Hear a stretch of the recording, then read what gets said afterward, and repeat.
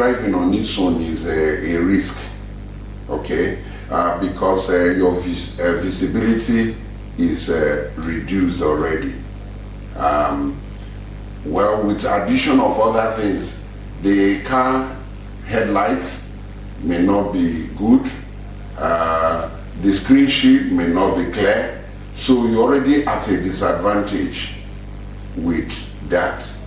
Now, judging distance and speed is already compromised in night drive.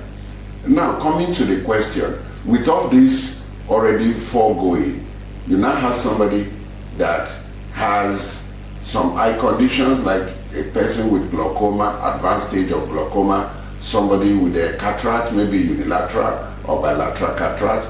This will produce glare with the oncoming headlamp as the person is driving. So the risk is, you cannot quantify the risk. With glaucoma, even during the day, in advanced glaucoma, there is also compromise in the vision of the person.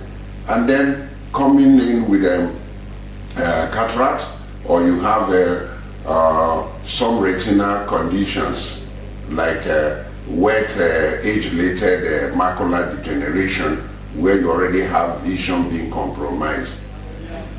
It's a very big risk with night driving. Now, for when you say short-sighted, that means the person does not see far. Okay? He can see near clearly. Long-sighted means that the person can see far but cannot see near.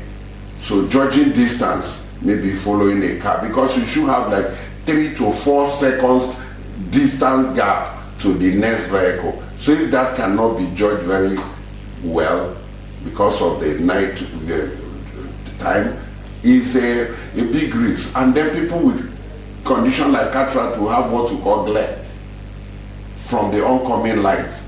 The lights are thrown back so that everywhere becomes blood or white, and then that's a big problem. And then you cannot talk. Safety is a big risk. Now, most cataracts that occur is age-related. Even glaucoma, you hear that from age 40, and then being black is also a risk of that, of glaucoma, and then of cataract. As age is increasing, the cataract start developing. That's why it's called senile cataract. It occurs with age. So, and then cataract can cause glare. That means lights are thrown back. The lens in the back of the eye is meant to be transparent. But as age is increasing, it becomes opaque. And the opacity causes the light not to go through straight as it be, and then is thrown back. Do you get it? From the eye. That is what you call glare. And the vision is already very, very compromised. So that's very important. Here, over here or in Black Africa, we don't put, health into budget. We don't budget for our health. We budget for every other thing. I know my good friend Mohammed has started long ago budgeting for the Ramadan commencing tomorrow. And also even budgeting for every other thing. You will have festive period coming in, the kind of ram you will kill at the big Salah. Even people have started budgeting for Christmas from February and other events. Easter, they have already started budgeting. But it will surprise you that we don't budget for health. But in advanced places, you are meant to, like when I went to the Caribbean for my subspecialty, I was meant to see the dentist at least twice a year. Every 6 months you see. You can see this already programmed, budgeted for. So as the age is increasing, at least from 40, you should have, if no other comorbidity occurring or any other illness, the person should have a complete eye body check at least once a year. But you see, that is lacking in our place. Nobody ever goes for that, or people rarely do that. There are that can, when you have the anti-glare, you remember I told you about glare. So there are anti-glare coating. You can see what I'm wearing has an anti-glare coating. So the light affects me little. even looking at the light you're focusing on me, because I have an anti-glare. If not, everywhere will be white, I won't see. But with the coating on the lens I'm wearing, that helps me a lot. And then most people don't go for driving school in our locality. They just enter, just driving. They don't know the rules. Like when you are like inside the town or where cars are moving, you are not meant to put on your full beam of light. You are meant to dim your light so that the person coming in front of you will not be scared. And then to make it worse, like at the express, most of the big trucks, there's this wicked light they put just at the center, and it just causes glare on the upcoming smaller vehicles, and they may just jump into the bush or out of the road, or you even think it's a small car coming, not knowing that it's a truck. I don't know if you have observed them. Very wicked. Some of them will even put like 3 in front, and they are so bright and they don't put it down. And I think in the daytime, which the road safety should check, they remove it.